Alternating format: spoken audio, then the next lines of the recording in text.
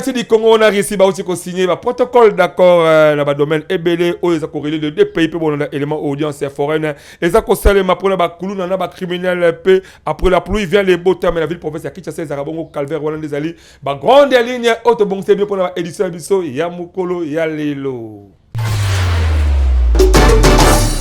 Mote Congo Kinshasa, Congo Brazzaville, na diaspora partout dans le conflit de fidélité au Pessarabisseur au stade toujours effort et permettre que tout puisse avoir information aussi et à temps réel en lutte fongoli édition na biso na élément oboy baké na forum ya partenariat ici Afrique République démocratique du Congo et zalaki na katia masolo yango tout monde qui coopération betama kitoko entre République démocratique du Congo na ici na cadre paix ya ba domaine ebele oyo ba signer même protocole d'accord locaux là ya diplomatie sécurité tout doit reportage na élément oyo.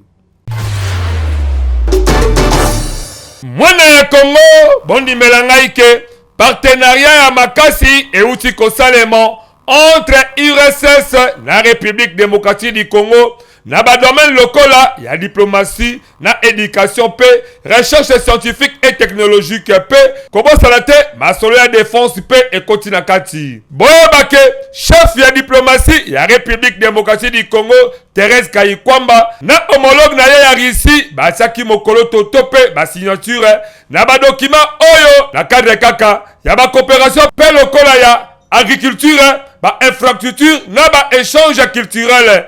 Nyonso elekanaki na forum ya partenariat entre Fédération de Russie na Afrique. La République démocratique du Congo apprécie hautement notre coopération continue, y compris dans les instances internationales, dont le Conseil de sécurité. Votre pays joue un rôle très important pour la situation particulièrement préoccupante dans l'est de la République démocratique du Congo, et nous sommes reconnaissants pour l'appui sans faille de la Russie sur lequel nous comptons toujours.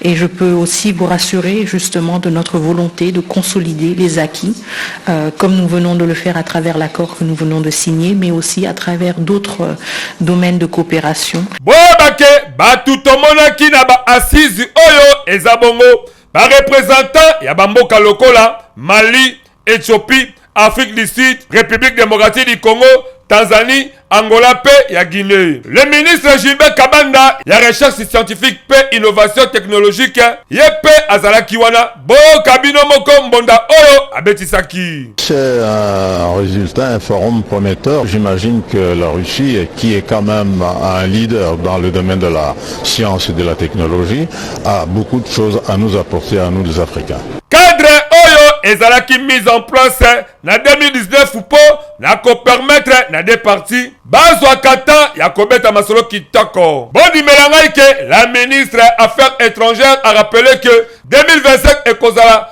65e anniversaire ya indépendance ya République démocratique du Congo paix et kozala 65e anniversaire ya coopération bilatérale ya ba relation entre République démocratique du Congo na Russie. Yango pe biso tobetisika kambonda. Quelques membres de l'opposition na Fatima pour ko telemela masolo ya ko simba tope ya ko changer constitution république démocratique du Congo pour ko sa troisième mandat na Félix Antoine Tshisekedi Tshilombo basengi population batemela yango pe ba promettre ba ko sala ba activité ya makazi po simba te ndi kambo ya ko simba constitution république démocratique du Congo to za popo recueil oyo ya mwana mboka écrit de Mateta. La mère patrie, la République démocratique du Congo, vous appelle au sursaut national contre la dictature de Félix Tshisekedi en annonçant le 23 octobre 2024 depuis Kisangani sa volonté de changer la constitution. Félix Tshisekedi a manqué à son devoir et montré son mépris de l'intérêt général dans la conduite des affaires de l'État.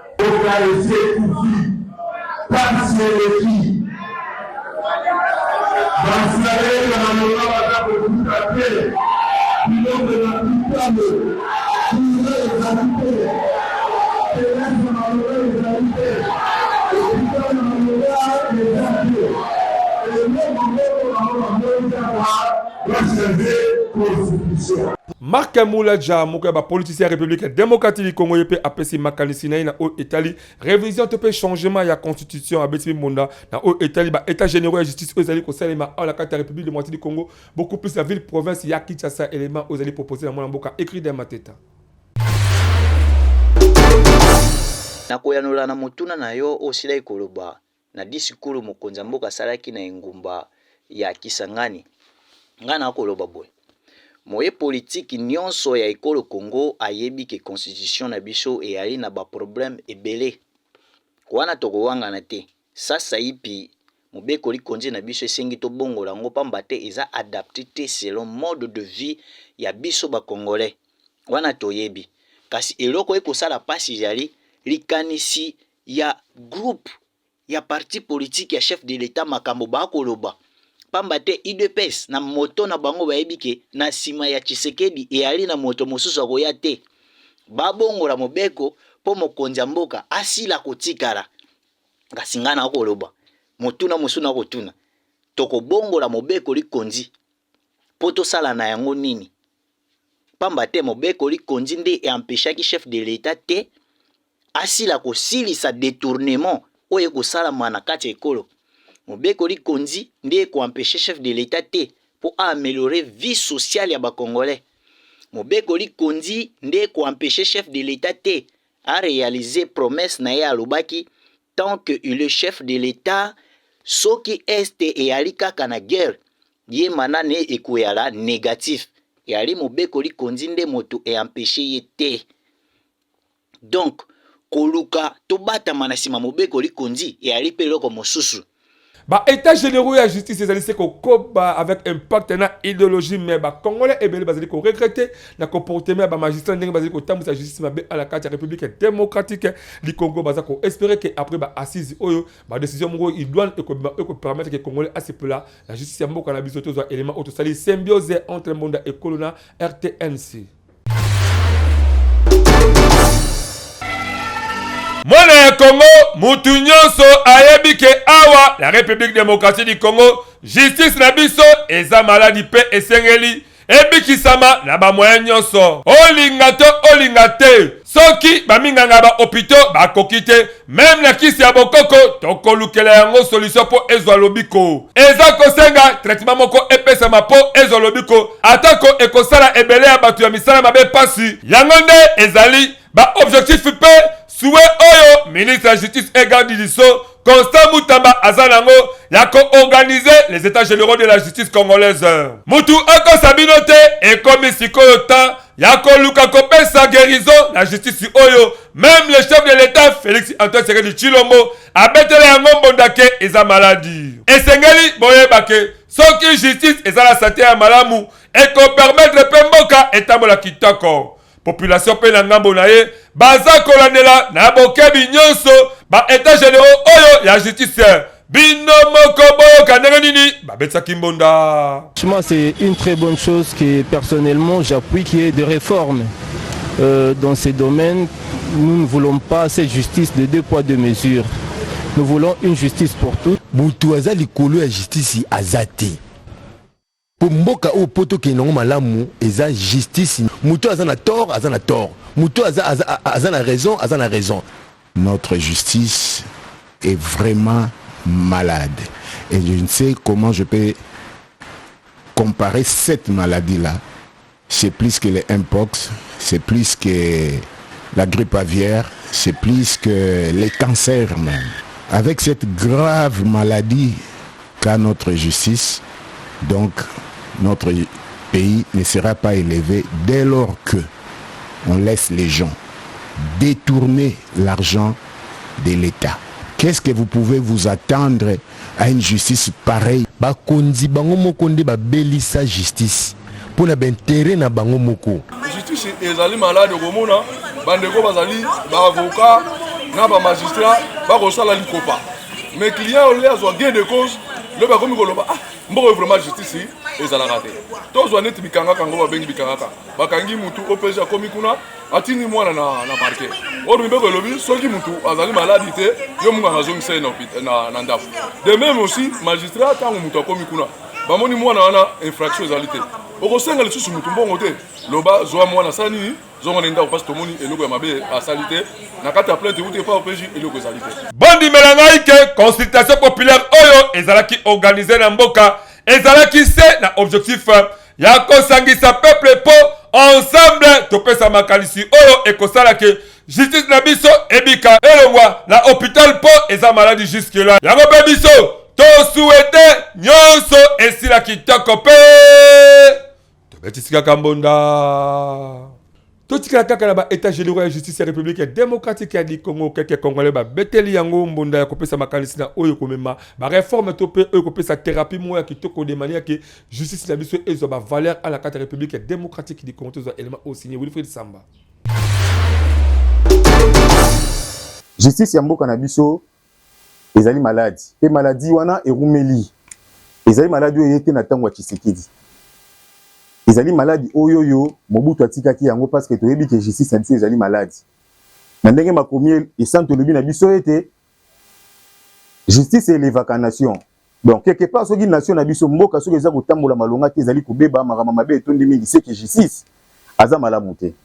Donc pour nanga na ko bakutu te que justice aza malade parce que banda kobela banda kala justice na biso na ngonga oyo azali na état moko moribond justice na biso azali na koma esenga na biso na banzela oyo ministre ya justice apesi biso na ba état généraux ya justice to luka ndenge nini tokoki kopesa ye tonga kopesa ye kisi koluka kobikisa ye pamba te justice ne etombolaka mboka na kotalisa ba élément mingi oyo bazali ba facteur causo ya destruction ya justice oyo ezali ba grande puissance c'est-à-dire des grandes personnes de tout monde ba ministre ba PDG tout ça ba généraux basali kolo ya justice bazin FED bango bazali ba champion au état social à la carte république démocratique du Congo ezali bongo fondation Jonathan Sango à travers FJS devise ce qui osali ko contribuer à cette fois congolais par jour et ko permettre que na fin de l'année au se retrouver kitoko et longo na libotano et le signé Wilfried Samba.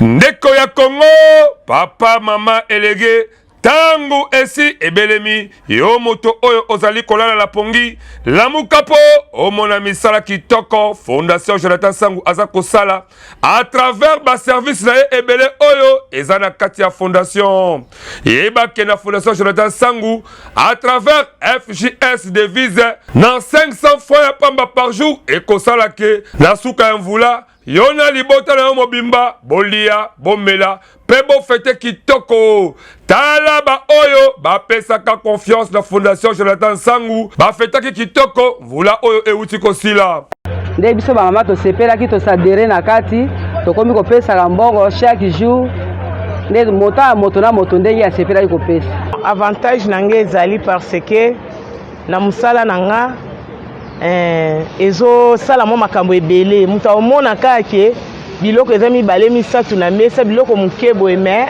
na sima nango makambo ebomba maya mwami réunion oyo ya fondation pona mona baninga nde bakotaki basali bazwi biloko yango ngai pe na bakinga pe fona meka na pe na kota yango na koti nde namoni ekende bien ebongo na cadre ba formation wana kutu lala na yo pongi ya babebe po ba formation eza ebele lokola make-up na misala ya ndenge na ndenge na oyo etali kozwa mosolo pona yo moto ya mombongo dibela ngai ke soki kaka okoti kuna nyonso ekozala. Je vous informe que soki yo telemite mususu azate biso nde to bana ya Congo yo nanga tokosala ke tozala bien. Tango tolobaki na projet FJS devise kuna tolobaki bongisa bonane ya bana pona yo mutu ya tembe yaka le 24 décembre ya même année otozali yaka yo moko omona bimona meso ekosala yo bien pona kozo bango dimela ngai ndeko ya Congo benga bango kaka na ba numéro oyo pe bakoyamba yo avec impact pe na idéologie na fondation Jonathan Sangu pona nyonso ya social yeba ke oza mobimba fondation Jonathan Sangu yonde mosungi ya peuple congolais fondation Jonathan Sangu congolais andimio avec impact na idéologie yeba ke misala na yo emonani sur instruction le chef de l'État Félix Antoine Tshisekedi Tshilombo na conseil des ministres bakulu na bakomilelo kozala juger na audience moko foraine en tout cas mon numéro de population ba sepeli na initiative wana même mingi baza ko senga vraiment que bazala puni sévèrement pour baza vraiment ko nuire tout peu ko bebisa ba valeur ya peuple congolais en général tous éléments au signé Benjamin Kilunga ndeko la ngai nimelanga ke awa na ville province ya Kinshasa audience foraine ya bakuluna na bacriminel misusu ainsi ebandaki depuis mokola jeudi le 30 octobre 2024 pe ekosalema partout na baprovince nyonso. Batu oyo baza komona baprocès public wana baza kosepela na badesizio oyo euti na barekomandation ya conseil des ministres. nasepeli vraiment na audience foraine wana ezoleka et bazosambisa bakuluna en plein air biso toassiste tomoni comment baza kosambisa bainitiative wana eza bien mais nous tozokondane eza nini okozwa bakuluna wana okondane bango na prison oyo bino moko bauti kolibere ba même kuluna wana botilisi bango kuna soki ezalaki avi na nga je préfère que non silisi kosambisa bango oyo aza kondane otandi bango na bapoto soki bazata sa botandi bango notina bobeti bango masasi puisque façon bomemela bango okangi ake na prison bolibere donc operte temps nyonso oyo bondimela ngai ke eza kaka bamoyen ya koluka kosilisa molimo oyo ya bakuluna et surtout ke etondi ebele na bakartier surtout après bavula na babutu pe na période oyo toza kokende na babonne fête bango pe baza koluka balatisa basi pe bana na bango na nzela ya bamachete. Il faut kaka justice ezala ya malonga po makambo oyo esila mbulu ebetaki avant-hier na Pascal lawa donc machete ke ezongi kobotola kobwaka bato na bapotopoto andrea butimokali wana donc ezonginda maboko pamba basaki batelefone epeli.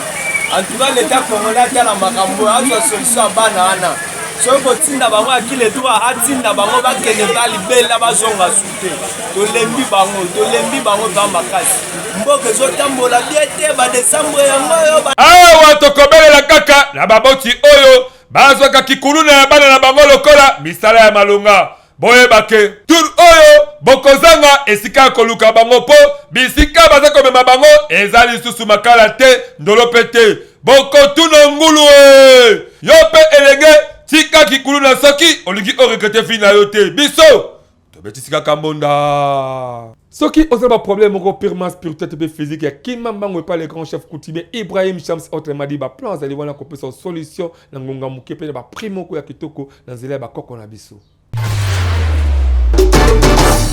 Mbote na bino baye bomesana kolanda ngai pe na baye oyo bazwi libaku ya kolanda ngai pona mbala ya sika. Eza ngai le coutumier suprême, le coutumier de la nation, Mala Ibrahim Shams autrement dit Baplan.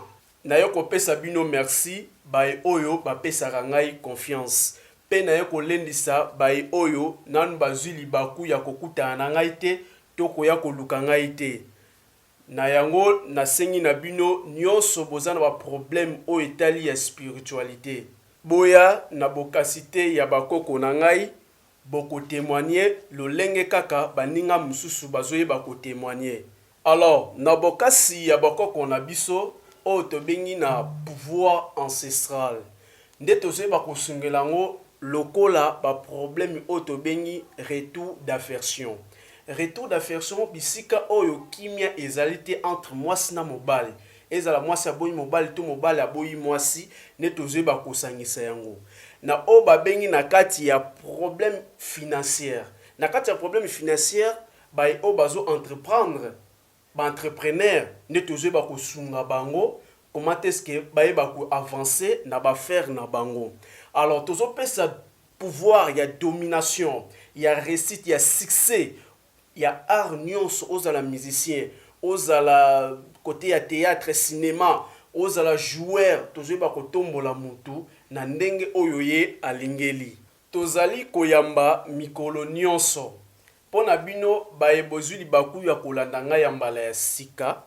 Numéro nanga eza affiché wana. Une fois au contacter nga appel WhatsApp ou normal okoyeba kozwanga bisika oyo nga nazali. Évaluation ya opération militaire FARDC na armée ya Ouganda ezobeta makitoko na ville ya Beni les deux parties ba yokali pour ba travailler ensemble de manière qui ba bengala ba terroristes au bazali comme ma désordre de la partie wana ya République démocratique du Congo. Ndeko ya Congo bondi melanga ike bauti kosala 3 jours ya misala ya makasi na ville ya Beni. Ba travaux oyo eza na cadre ya kokutana oyo le chef de l'État Félix Antoine Tshisekedi Tshilombo asalaka na homologue na ya Uganda Yoweri Museveni. Ba chef d'état-major ya des pays oyo bayokani po babulisa ba terroriste ya ADF na MTN na ba groupe terroriste oyo baza ko opérer na Beni depuis 10 ans. Na suka ya ba masolo oyo le général Bruno Mandefu, commandant ya secteur Sokola 1 oyo eza na Beni, apesi rapport final na chef d'état-major adjoint ya général-major Chiko Chitambwe oyo azwi yango na kombo ya chef d'état-major général le général ya armée mwana mboka Christian Chiwewe. A félicité ba participant po na musala makasi oyo bauti kosala. Donc les deux délégations peut à promettre à komema ba recommandation nyonso na hiérarchie. Compte vos recommandations et ça sera transmis intégralement à la hiérarchie telle que vous l'avez proposé, parce que vous qui évoluez sur le terrain, vous connaissez toute la réalité. Une fois encore, au nom du chef d'état-major, je remercie les deux délégations pour le travail abattu. Bobake esali déjà 3 ans oyo ba opération ebanda pe ba localité ebele eza déjà libéré na maboko ya ba terroriste ya ADF na NTMP. Population en tout cas bazwan sai bakoma ko sepela kitoko. Ba FRDC na IPADES ya Uganda bazakaka mobiliser ya ko poursuivre pe ko bengana ba terroriste na ba méthode lokola ba patrouille pe na ko batela kimia na ba zone oyo basi ba récupérer yango pe biso to betisika kambonda.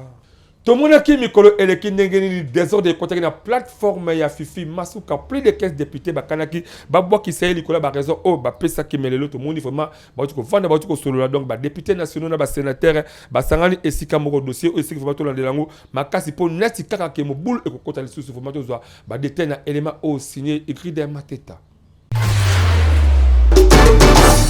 Nous disons merci à Dieu, merci au président de la République qui a placé aussi son regard dans ce regroupement, dans notre plateforme.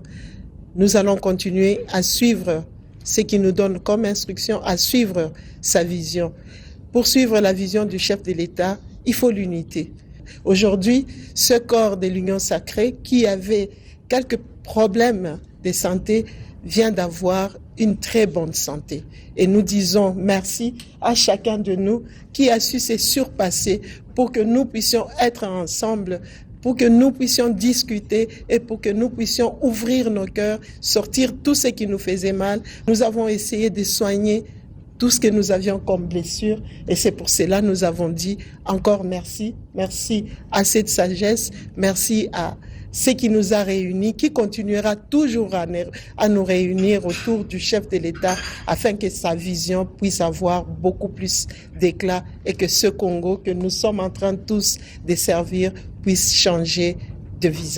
To continuer journal la biso na bref oyo boyeba ke le 15 novembre 2024 eza date oyo ezali retenu pona vernissage ya mukanda kitoko o ekosala ke to ba fonctionnement ya ba groupement ba chefferie na ba village na biso ya République démocratique du Congo. Kombo ya mukanda eza bongo entité coutumière de la République démocratique du Congo. Soki ozui mukanda oyo oko comprendre même ndenge ya ko prévenir ba risque ezala mutu azui temps ya kosala mukanda o avec impact na idéologie ezali bongo mwana mboka Augustin Mungimi o azala secrétaire général intérim à affaires coutumières. Rendez-vous Eza Moko le 15 novembre 2024 dans la salle Virunga na immeuble Tembena 9h juste ce que ébiqué. Vous vraiment invitation Luka aux alana po et kosala kitoko makasi. Jour pour jour, et comme c'est déjà vous la mobimba, donc le 10 novembre 2023 au 10 novembre 2024, depuis le décorat, quand on a la médaille, par le prophète Sané Alavé Raphaël, pour reconnaissance, il y a l'église Zambi Malembe et NM, et mon Seigneur sur les Kalaka, avec impact idéologique, toujours pour la cadre de Kotombo, vraiment, le prophète Yambo Kanabiso, vraiment, Banamaka, c'est une occasion, le Congolais, Oluka, Oye, vraiment, histoire Yambo Kanabiso avec impact idéologie. Après la pluie vient le beau temps de la sommaire, mais à la carte République démocratique du Congo, beaucoup plus de ville, province, Yakitsasa et Komakanyo, BP, surtout, passi, en tout cas, moutiage et pas transport passi, puis Kuluna et pas, Badako Kozina, Avili, Sika, Kotia, Lokolo, et Zalakate, surtout, les suites, Yami, Salama, Bakoziambo, que je sais vraiment que bon s'imprégner beaucoup plus dans ma solo Italie, ou Kakubong, sa ville, province, Yakitsasa, pour population, va se retrouver, tous les éléments, aux éléments, ça, la passe, peut permettre, Bakonziba s'imprégner rapidement, makambo ile kakati ya ville province ya Kinshasa. Mwana ya Congo yebake bamvula oyo eza kobeta mikolo oyo awa na ville province ya Kinshasa eza kokoze badega makasi partout. Même route nationale numéro 1 yango pe ezaki yombo ya makasi. Mais solution euti komonana na Lombango. Ezalaki bongo mokolo ya dimanche le 10 novembre 2024 na ngonga ya 14h. Babandi nyonso ya route nationale numéro 1 et comme qui déjà opérationnel. Bobake mabe nyonso eutaki ya kozanga ndenge ya kokanalize bama ya bamvula po etambola kitoko. Et bongo soki okei na route mokali na commune ya Kimbaseke kuna kutu koloba tepe population ya ngambo wana baza ko vivre na ba misère moko impossible. Bondi melangai ke soki bamvula ebeti bino moko botala nzela se moko population baza obligé ya koleka likolo ya ebale oyo baza komona. Boyebake ezala ngobongo route mokali surtout na libulu banzengele oyo badepite mibale lokola Gaborien Mbomba na Pakinga nini bayaki lisusu soi-disant kobongisa zokade babebisi lisusu nzela na ndenge moko ya mabe pe batie population na pasi ya makasi. Toyebi te banani batindaki bango na musala oyo des députés nationaux bakoki te pe basali bosoni na babasi na bango ya Kimbaseke. Presque partout ezakaka ya kobeba même la boulevard Lumumba surtout na debonom kuna kutu matro mbongo oyo ebima na gouvernement Sama Lukonde ya zéro trou ekenda wapi. Inspection générale des finances IGF na Mokuse elongo na justice bona de la nanu makambu wana po ba détournement ebele pe ebomi mboka. République démocratique du Congo eza ko mériter torture oyo te. Mutu nyonso susi na ezakaka aboma mboka oyo nani sikoyo akosunga yango. Dossier oyo eza vraiment à suivre yango bebiso. Betisika Kambonda. Nani azako kosta nani na IDPS Tshisekedi bopazi mosusu secrétaire général zali bongo de bizi mo pe côté mosusu zali komona Augustin Kabuya siko ezako sala vraiment confusion et pas ya ba congolais en général donc ton dimela nani na mopazi ya Augustin Kabuya ya zali ko accuser beaucoup plus Kagame to pe Rwanda ke bango bazali ko créer ba désordre ezali ko sala na kati ya IDPS Tshisekedi zo élément aussi Benjamin Kilunga. Nous tous, nous sommes derrière les chefs de l'État. Tous les désordres que vous voyez ici, aujourd'hui dans les partis, même les Rwandais est derrière ces désordres ici. Je vous dis que même les Rwandais sont derrière. Vous savez pourquoi? Kagame ne dort pas. Il veut à tout prix voir Félix Tshisekedi quitter le pouvoir et que lui reste. Ça ne se fera jamais. Place au rappel des titres. La République démocratique du Congo n'a réussi à signer protocole d'accord et à domaine ébélé aux alliés corrélés les deux pays pour les éléments aux audiences foraines et alliés concernent ma peau n'a pas coulula n'a pas criminel pour les éléments après la pluie vient les beaux temps à la ville province à Kinshasa comme Makabongo calvaire.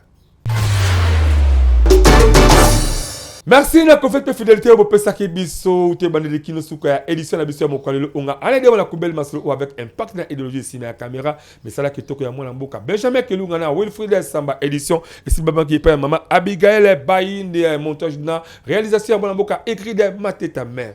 Bon, continuez toujours à s'abonner massivement à la chaîne YouTube de ce monde école officielle et en plus, activité la bino, vous pouvez s'en sur sport neutre les qui ma primo promotionnel à tout cas sur colis sa zonité.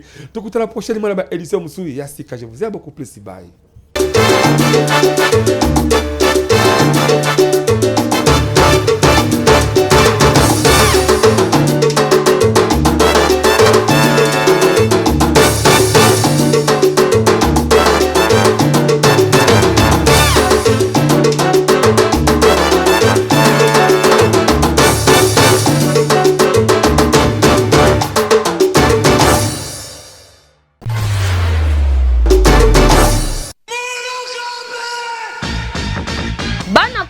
Kinshasa bana Congo Brazzaville yo mutu olingaka ba activité na yo eyebana na mokili mobimba. Mbonda Ekolo agence epesi bino opportunité ya kosalela bino ba reportage ya kafu. Ezala activité politique, socio-culturelle, économique, religion, sport, conférence. Awa na Mbonda Ekolo agence ezosalema avec professionnalisme pe eza na prix moko très abordable. Esuki wana te endeko na ngai keba na ba reporter ya muyibi oyo bayaka kozwa ba image pe elekaka nango na télévision te, kasi awa na Mbonda Ekolo agence nyonso ya filmage, modération, réalisation, photoshooting, ezosalema avec un partenaire idéologie parce que awa tokanga masolo. Pena o etali image yebake okozwa yango pe ata na format ya YouTube. Olingi oyeba bisika tozali benga biso na plus 243 89 81 81 097 na bandeli lisusu na plus 243 89 81 81 097. Na Mbonda Ekolo agence nyonso ya reportage ezosalema kitoko avec professionnalisme.